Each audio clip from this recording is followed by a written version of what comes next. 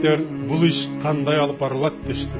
Мындай дедим: албетте, ислам бул ишти баян кылбастан таштап койгон жок. Анткени ислам ар бир заман жана мекенге жарактуу дин. Биздин абалыбыз Расулуллах саллаллаху алейхи вассаламдын абалына окшоп кетет. Ошол заманда исламий башкаруу жок эле. Расулуллах саллаллаху алейхи вассалам аны тикелөө үчүн аракет кылып, бизге үлгү болду. Бизге ушундай бир тарикат түзүп берди дейсиң, Алла түшүргөн нерселер менен башкаруучу акимди даярдап, исламий мамлекетти тикелөө жолунда бул тарикатты өзгөртүшүбүз мүмкүн эмес. Чындыгында Расулуллах саллаллаху алейхи вассалам кичине бир топ түздү.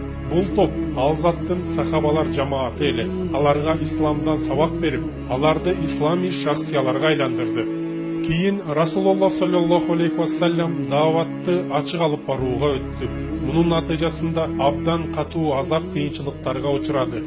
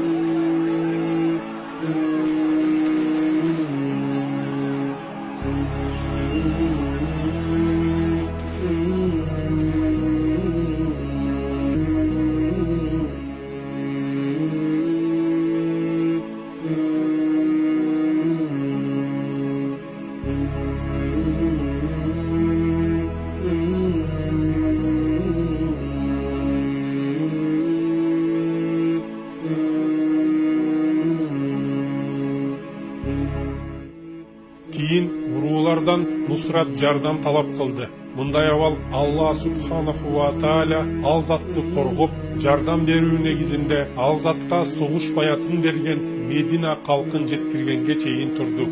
Расулуллах саллаллаху алейхи вассалам ушул жол менен Мединага келип, ал жерде ислам мамлекетин тикеледи. Бул ислам мамлекети дүйнөнүн абдан көп жерлерине исламды даават жана жихад менен жеткирди. 100 жылга жетпестен исламды чыгыш батышка жайып жиберди. Бүгүн биз да Расулуллах саллаллаху алейхи вассалам тикелегендей мамлекетти тикелешибиз керек. Бирок жеке адам мамлекет тикелей албайт. Ошондуктан исламды турмушта жүзөгө келтирүү үчүн аракет кылуучу бир жамаатты түзүү зарыл. Себеби Расулуллах саллаллаху алейхи вассалам мамлекет курууда да, башка иштерде да биз үчүн үлгү болот. Ошондуктан бир жамаатты түзүү ошондой эле жамааттын амири болушу зарыл.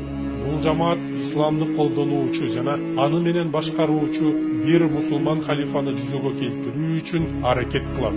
Бул жөнүндө Кур'ани Каримде Алла Таала мындай дейт: араңардан жакшылыкка чакыра турган, мааруфка буйрура турган жана мункардан кайтара турган бир жамаат болсун. Дал ошолор нажаат табуучулар.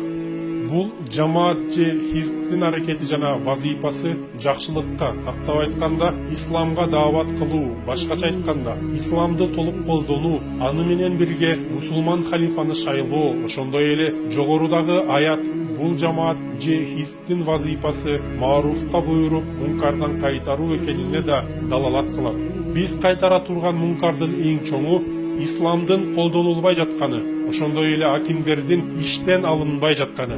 Биз буйрура турган мааруфтун эң чоңу болсо, мусулмандарга бир халифаны шайлоо аркылуу исламий башкарууну кайтаруу.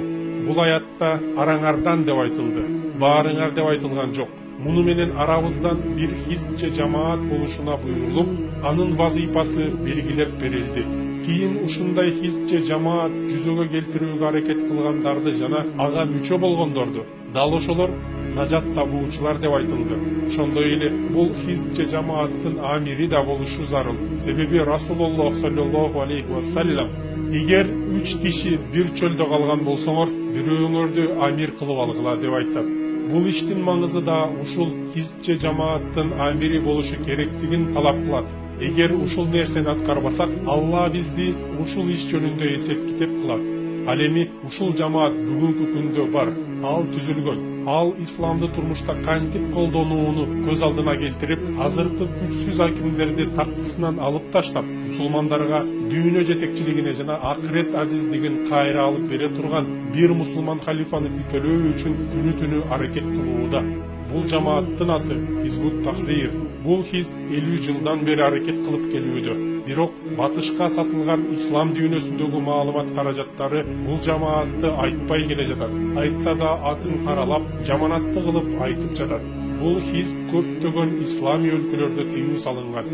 Жигиттердин бири мындай деди: биз ушул харамда айтып берген сөздөрүңүздү Меккедеги шейхтерден да, спутникалык телеканалдардан да, же болбосо уламалардан да, же башкасынан да укпаганбыз. Мен мындай дедим: ооба, тигил акимдердин да, көпчүлүк уламалардын да тили бир. Алар исламдын саясий өкүмдөрүн сүйлөшпөйт. Спутникалык телеканалдарда тынымсыз чыгып жаткан уламалар да саясий ислам, анын башкаруусу тууралуу сүйлөшпөйт. Башкаруу жана баят жөнүндөгү аяттарды тафсир кылып беришпейт. Жалаң гана жеке адамга байланыштуу иштерде мааруфка буйруп, мункардан кайтарышат. Мындан нарыга өтүшпөйт. Алар намаз сыяктуу ибадаттарды сүйлөшөт, бирок акимдерди мааруфка буйруу, мункардан кайтаруу туурасында сүйлөшпөйт. Ошондой эле акимдерди тергеп тескешпейт. Ооба, бул сөздөрүм силерге жат болуп көрүнөт, бирок биз үчүн жөнөкөй сөздөр. Бул шари өкүмдөр болсо да, спутникалык каналдарда да, мечиттерде да айтылбайт. Бул жамаатта Расулулла саллаллаху алейхи вассаламдын карыптык жөнүндөгү ушул хадиси туура келет. Ислам карып болуп башталды. Кийин башында кандай башталгандай дагы кайра карып болот. Демек карыптарга бейиш болсун. Я Расулулла, карыптар кимдер деп суралды. Айтат: алар адамдар бузулса оңдошот. Ахмад риваяты.